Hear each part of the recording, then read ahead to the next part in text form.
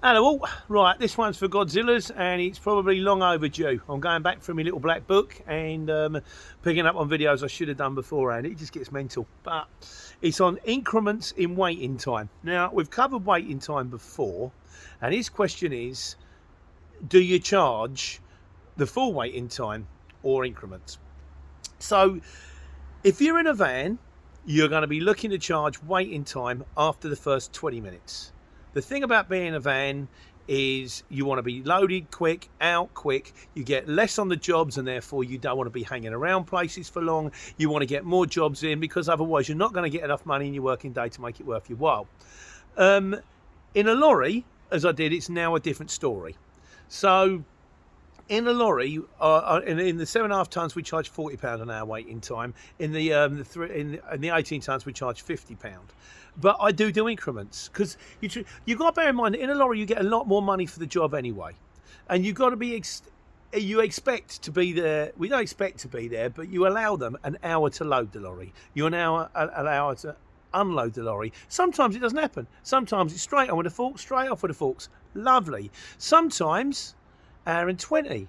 The other day, yesterday at Waitrose, I got an MK9 postcode, which I booked the job. Of course, when I got there, it was MK17. I thought, oh, great, Magna Park. And you know it's going to take them ages because it's Waitrose. They have to count every single tube of toothpaste on a pallet that's that high, and I had 2 of them. But I rang the guy up. I said, look, I'm on a bay. I'm at Waitrose. We're over an hour now. And he said, yeah, I've done it before. It's painful. He said, if you're not tipped within like another 15 minutes, give me a call. Sure enough, I walked in. The keys were sitting there. Someone said they'd come out. They hadn't. When I got my paperwork, I was on site for an hour and 20 minutes. Now, I could have run the guy back and said, look, it's an hour and 20 minutes. It's another tenner. It's another £12.50. In this particular case, I elected not to do it because no one likes paying waiting time. Shippers don't like paying waiting time. They don't get any more money for the job. It just cuts into their profit. Sometimes it turns a job that's a profit into a job that's a loss. And I get enough money on the jobs anyway that I kind of go, okay, well, if it goes 20 minutes over the hour, I ain't going to cry about it. If it goes an hour over the hour or 3/4 of an hour, I'm going to go, look, guys, give me 20 quid. Give me a drink out of it. If it goes an hour, I say, well, you've done the hour. It's £40. Like, you know, with vans, like I say, it's a different story. Because every second counts with a van, and if they're hanging you around. Having said that, if you're in a small van and you charge £20 an hour waiting time and they load you in 35 minutes, are you going to ring up and go, can you put another £5 on the job?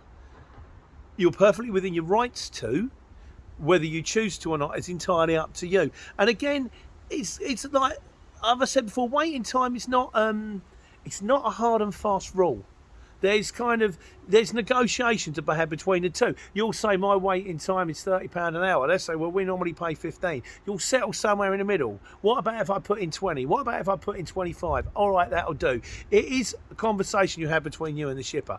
Whether I hate it so much because after 25 years of being a street market trader, I was sick to death of bartering.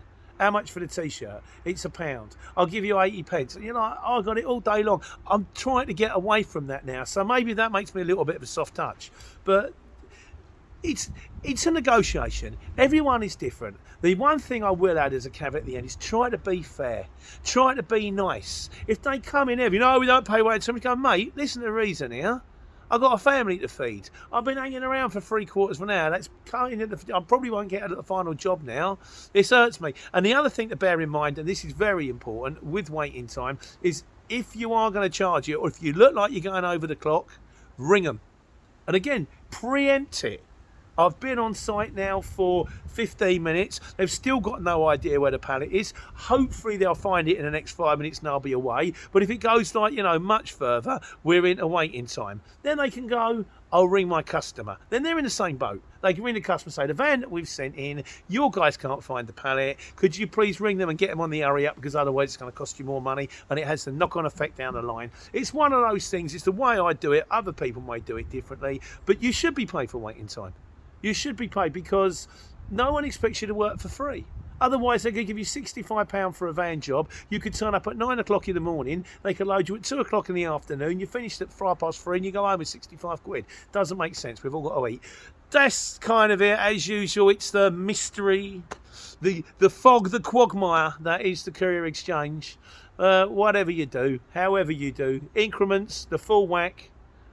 Take care, take money.